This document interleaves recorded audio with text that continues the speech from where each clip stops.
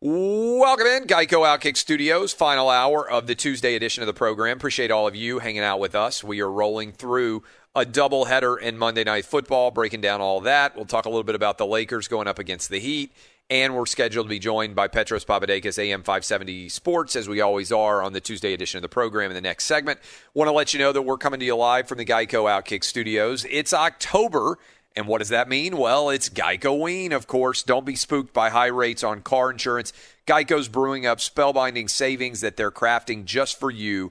See how much you could save. Get a quote today at geico.com. Monday Night Football doubleheader. We don't get these very often at all. We never get them in October. We usually just get them for the start of the season. And what I think is interesting about what we learned last night was that Aaron Rodgers and the Green Bay Packers are the best team in the NFC right now. I like them and what they are able to accomplish more than I like the Seahawks in terms of trying to put into context the best teams out there right now in the NFC. And the reason why I like the Packers is I think their defense is far more accomplished than the Seahawks defense is right now. And Aaron Rodgers is playing at such an incredibly high level. He was 27 of 33 last night for 4 touchdowns, averaged nearly 10 yards per pass attempt, and he keeps finding players that are absolute studs, and it doesn't even seem to matter who he's throwing to. Last night was Robert Tonyan, the tight end, who was in his 3rd year out of Indiana State. He had 3 touchdown catches, and Aaron Rodgers probably made him $25 or $30 million just last night. So you got the top receivers for Aaron Rodgers out of the game, and it's like it doesn't matter. He still throws for over 300 yards. And this Packer team right now, ever since they made the decision to go draft a first-round quarterback to potentially be Aaron Rodgers' replacement, you heard Aaron Rodgers say that he poured himself a nice glass of tequila and sat down to make the choice, basically. Okay, how am I going to respond to this decision? It's like he's playing with a different level of anger and dominance and confidence ever since they decided to replace him. And I don't know exactly how this ends up happening, but it could be that of all the ways the Packers could have made all the decisions they could have made with that first-round pick, drafting a guy who's not going to play at all in Jordan Love just to make Aaron Rodgers angry might have been the best choice they could have made. I mean, think about it. Aaron Rodgers is playing out of his mind right now, and it seems to some extent to be fueled by anger. And I don't know what kind of relationship Aaron Rodgers and Matt LaFleur have, but Matt LaFleur is winning at an insane rate right now in Green Bay, and the Packers this year at 4-0 look better than the Packers did last year when they went 13-3, if I'm not mistaken. And then they beat Russell Wilson and the Seahawks in the divisional round game, and then they got whipped by the 49ers. But if you had to pick right now through 4 weeks who is the best team in the NFC, the only 2 teams that I think you could really argue for in any way are the Packers and the Seahawks. And I don't see this as being a remotely difficult decision at all. The Packers are right now the best team in the NFC. And Aaron Rodgers is having a flat-out unbelievable season, okay?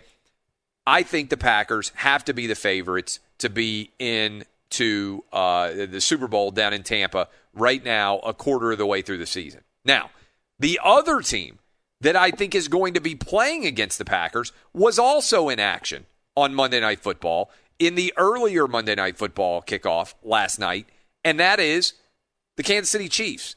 Now, I think what's going on with the Kansas City Chiefs is they are one of these teams that they know is really good that are quintessentially playing to the level of their opponent right now, because Patrick Mahomes and that offense seems to be able to dial it up as they see fit. Now, to be fair, they're playing on a short week, or what would have ordinarily been a short week. They play back-to-back Monday Night Football games.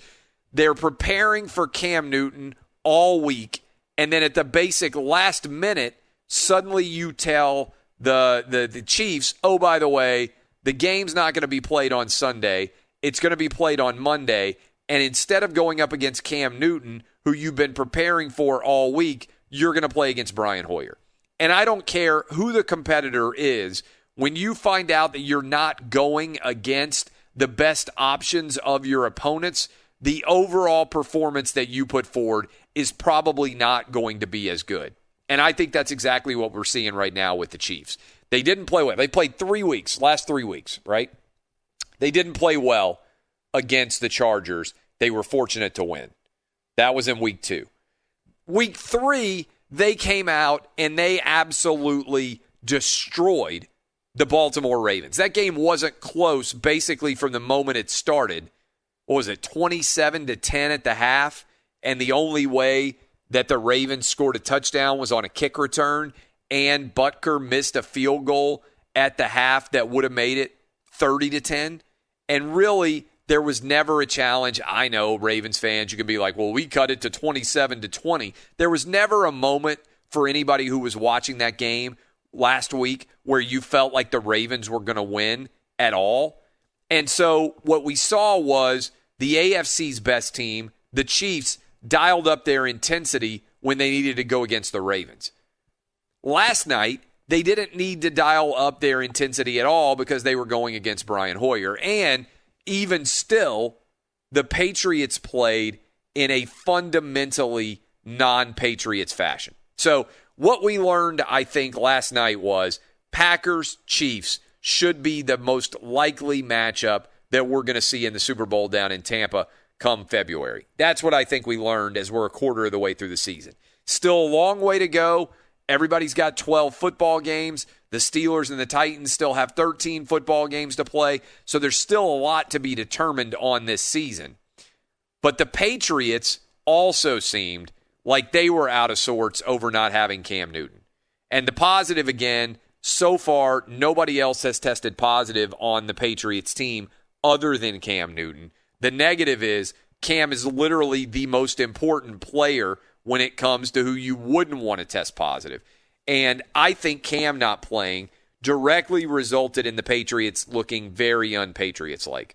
First of all, Brian Hoyer took a sack at the end of the first half that is a patently indefensible decision for any veteran quarterback to make.